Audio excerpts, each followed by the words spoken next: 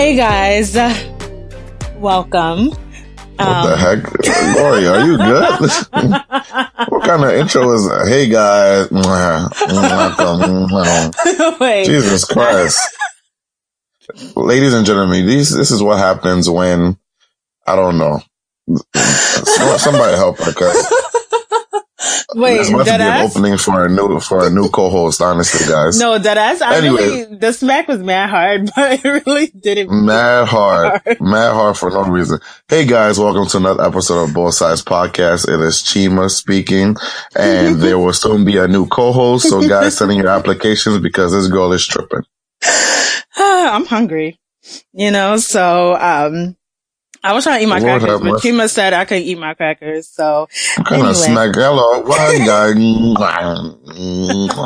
I promise you, it probably was not that bad, but it did sound a little crazy. It did. So I was like, oh damn, why did I snack so hard? But like I said, I'm a little hungry, guys, so y'all gonna have to work with me. Anyway, we miss you guys. Obviously, as you could tell from our last podcast, there was just a lot of stuff going on, but we're coming to you guys with the full episode this week. And we have a lot of stuff to cover, which we already covered like 3 times already, but unfortunately you guys didn't get a chance to hear it. So we're going to delve into some of that topics. Word. As well as some other stuff. So the first thing I want to mention is, unfortunately, let me not say unfortunately, but Winnie Mandela, ex-wife of Nelson Mandela, did pass away on, I think it was April 2nd, excuse me. And she was the South African anti-apartheid activist and politician. And she really helped push forward that movement in South Africa. And if you don't know what apartheid is, excuse me, I'm sorry. Jesus Christ. Famine. Just like this whole woman's eulogy. All this smack, she's probably rolling over her grave right now. No.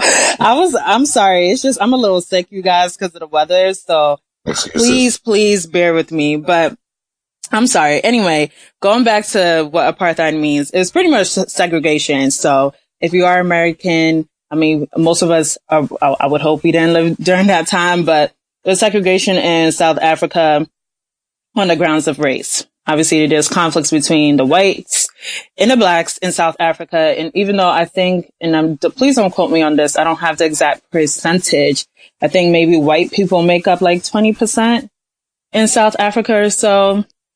They did have a big influence in the politics, land, like everything. So, Nelson Mandela and obviously Winnie Mandela as well really try to push forward those efforts. So I just really wanted to take a moment to acknowledge her on this episode and her efforts and how she really pushed that movement forward.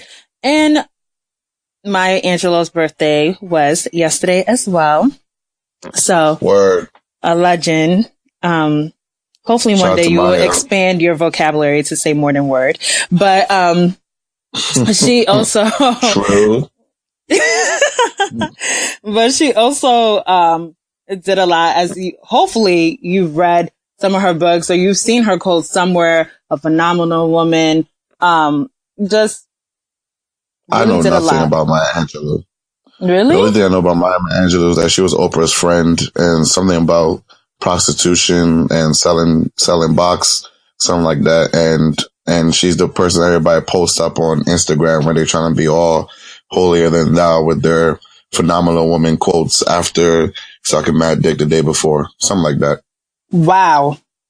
Yeah, well, guys. She's a great woman, though. She is. Obviously, she wrote I Know Why the Caged Bird Sings. And, excuse me, I'm so sorry for clearing my throat. But anyway, y'all gonna... Let me clear my throat. Okay, anyway, sorry, guys. Even want to be obnoxious. So anyway, I wanted to shout her out as well. She would have been 90 yesterday. So, she lived quite a life. Hey, she that's did. That old. I don't know if I really want to live till 90, dog. I don't know if I want to either. I'd rather just pass away at probably like 80s, like mid 80s, fall asleep, and just go in the night. Well, let me not say that. If I want to be a healthy 90, if I'm living that long, I want to be healthy, moving, like still doing what I have to do. I don't want to have to be like a vegetable. 90. That's true. So anyway. Yeah, so shout out to Whitney and shout out to Miss Maya Angelou. Phenomenal woman. And, all that stuff. I will still see her quotes on Instagram again after y'all first second date. So moving on. Okay. Speaking about apartheid and white women and white people, there was this post that was, circulated on Twitter about this white woman in Nairobi. Yeah. Nairobi, Kenya, taking a picture of this African child. And Gloria will give you more information on that because I don't like white people right now. Can you not say that? But either way, yeah, I was very irritated by this post that I saw. And I'm going to read the post because I truly was appalled. And hopefully y'all can see why I was appalled at what this girl, her name is Josta Johannesson. And for her caption. Sounds very like apartheidic. Is that a word? Very apartheid name. Josta Johannesson. Sounds very apartheid, but continue. How a name sound like apartheid? A whole name sound like segregation? Yeah. Okay, anyway. So the picture was her hugging, a black African child. And her caption was, "Dear child, you inspire me. You inspire me to be the best person to everyone around me, even my enemies." You see, so the caption started off nice. I'm like, oh, wow, okay, that's nice. The child inspiring her. But then she continued into some fuck shit, and I will, continue reading. Because she said, "Because I wouldn't even want this for my worst enemy." First of all, she spelled enemy wrong, so you're done. Stop talking. But anyway, "The best thing I could ever dream of is to become successful, to have a big family and a big house in a beautiful country." Kenya is very beautiful, actually. Thank you. I'm moving on. When I asked you what your biggest dream was, you said to dance in quotation marks. One of the most happiest moments in your life was probably when you met me and my friends and you asked me when I'm coming back. That was not the happiest moment in her life. Bitch, okay. You did a couple things for the couple times you were there and you think that's the highlight of her life? Okay. Anyway, I'm sorry to tell you that there's a very small chance that we are ever going to meet each other again. In 2 years, you are going to meet a grown-up man that you have never met before. You two are going to have a child. And then if you are lucky, he's going to stay with you. But he'll probably leave you alone with your child in your small home made of mud and trees. That's wild. Guys, wild, yeah. Even if her house was made out of mud and trees, again, we're doing sustainable living due to the climate and the conditions in where you live in. And we don't need no grandiose house. And even if she did live in a grandiose house, there's nothing wrong with that. There's nothing wrong with your grandiose house. There's nothing wrong with your hut made out of trees. Please don't disrespect. And not only that, let me continue, guys. You will probably sell your body to someone else to earn money for your child. I could keep on talking. Please don't, bitch, because you sound stupid. But I just want you to know that there is hope. There is. Dreaming could be your savior. Dreaming could keep you alive. Dear child, keep safe. So I saw that, like I said, and I instantly got irritated because I was like, well, girl, who are you? And I hate that whole white savior complex. I come touch down in Africa on a mission trip or whatever else they're doing. And why I did my good service to humanity because I handed out some toys and I fed a child today. Like, please don't. First of all, I'm tired of y'all always going to Africa and taking the stereotypical pictures of 5 million kids around you and you in the middle smiling happy as fuck. And then in the back of your head talking about, I wouldn't even want this for my worst enemy. What would you want? This girl is just in her picture smiling and hugging you. That's it. I'm not exactly sure. What's so funny? I doubt the girl even wanted a picture too. Like, imagine her playing with her friends right now. White lady just comes to, hey, can I just take a picture with you? Oh my gosh. Then she takes a picture, then boom, Instagram post. Man, white folks, right. Man. I was just like, no, we need to stop. Like, if you're going there and you want to help, it's like, it's almost compulsive. It's like, I have to take the picture. Ooh, I'm itching. Like, I will literally burst if I don't take a picture with the children. I get it. Maybe you want a keepsake or whatever else. I just really wish you would stop thinking like you are Africa's answer to humanity.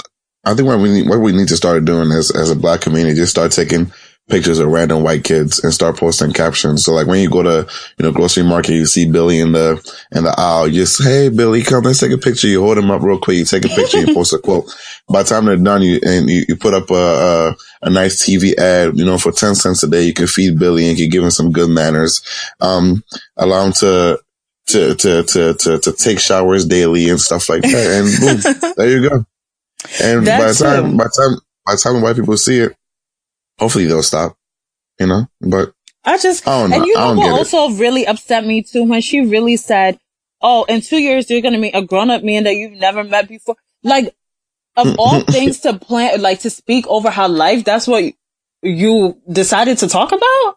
Like, is that a reality for some people? Yes. Like, I'm not trying to negate that people don't have to do this. Like, and they do it right here in America, wherever you're from, Switzerland, I don't fucking know. But this happens everywhere. This is not exclusive to Africa. There are people right now in Philadelphia in the street right now doing the same shit.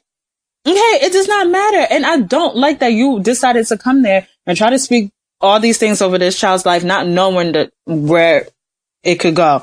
Couldn't say, oh, I really wish big things for you. You could do this, that, and the third. No. Basically, you're going to be a baby mama and selling your pussy for money. I don't know.